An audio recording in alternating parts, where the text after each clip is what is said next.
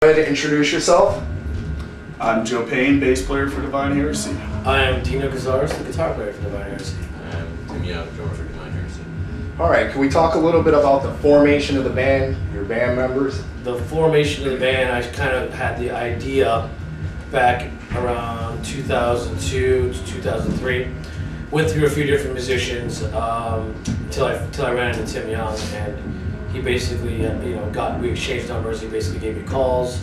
We kept in contact with each other, and it wasn't until 2005 when we moved out to LA, when we really started getting serious about this band.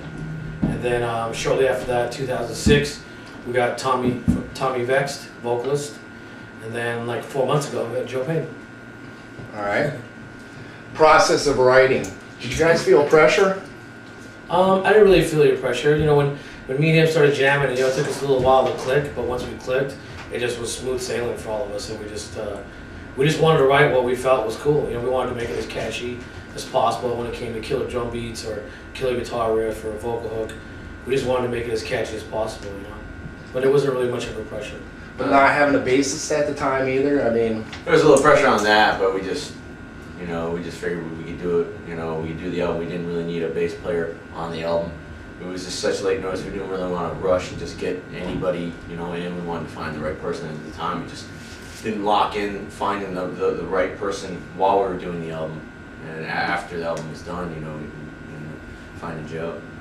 Yeah, when I came up with the idea of even doing another band, I wanted to make sure that I had the best musicians.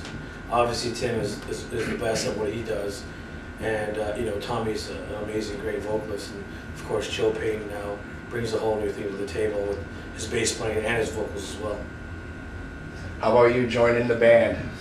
It was actually kind of weird because in the beginning stages of Divine Heresy, before it is what it is now, that's when I met Dino. I was on tour with Niall back in 2005. And we were talking a little bit about me playing bass for him, and kind of lost touch, but a couple years later, me and Niall parted ways and called Dino up to see what's going on, and well, here I am. Yeah, he had called me up, and I'm like, who's Joe Payne? I was asking Tim, who's Joe Payne? Who's Joe Payne? He fucking forgot about me. Yeah, I forgot. He didn't talk in a couple of years or so. Yeah. And he's like, there's a dude from Niall. I'm like, oh, yeah. How long did it take you to learn all the songs? Well, he said a few days. Yeah. Well, initially he sent me like 4 tracks, 3 or 4 tracks. I remember, just to learn at home. That way, when I flew in an audition, I already pretty much knew him. And the rest of the songs, he got a couple more days. Yeah, before he flew in, we knew he was already the guy for the job. I just wanted to make sure he knew some of the songs that when he got here, we could actually rehearse. Yeah, we could play something with him. Yeah. Cool. All right. Who came up with the title? Of the album yes. Or the band? You can talk about both if you like. Divine Heresy, well, I had a few friends who were sending me really long lists of names. Yeah, shitloads of names. Yeah, a lot. That was actually the hardest part about this band was coming up with a name, yeah. A name that suited, the style and, something that everyone agreed on. That was the hard part, yeah. But our lawyer actually kind of put 2 words together, and that's how it came out. Bleed the Fifth was actually a title that Tommy had come up with, which is obviously a play on words on the judicial system here in the United States. Mm-hmm. First song done on the album? First song that was written for the album? There was 3 songs, well actually 4 songs written prior to Tim coming to the band. That was Save Yourself, The Threat Is Real, and part of Rise of the Scorn, and Soul Dakota. Yeah, the first song that me and you wrote was Royal Blood Heresy. Was it? Yeah, Royal Blood Heresy was the first one which is pretty ripping. And then me and Dino and Tommy, the first song we actually really wrote together as a group was Failed Creation. Yeah, then came Bleed the Fifth, then False Gospel. Yeah. Last song done? Closure. What was the last song? I don't know. I actually had Closure written also prior to them joining, but we kind of changed some of the arrangements around. Mm-hmm. That was probably the last one that we kind of fixed up. Yeah. Most challenging song in the studio? Closure.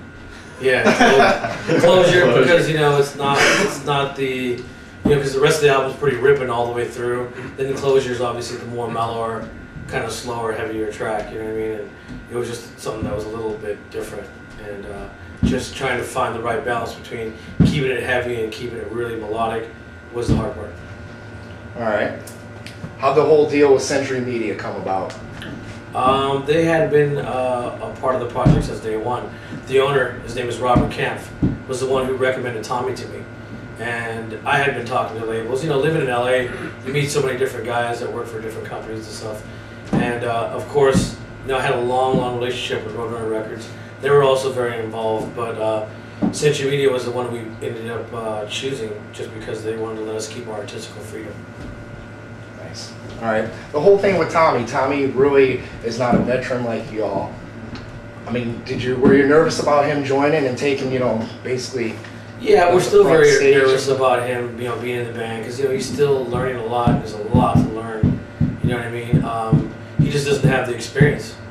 You know, when you're a vocalist, there's a lot of stuff you really got to take care of, and one of that is your throat. That's your instrument. Mm-hmm. And you know, he's learning.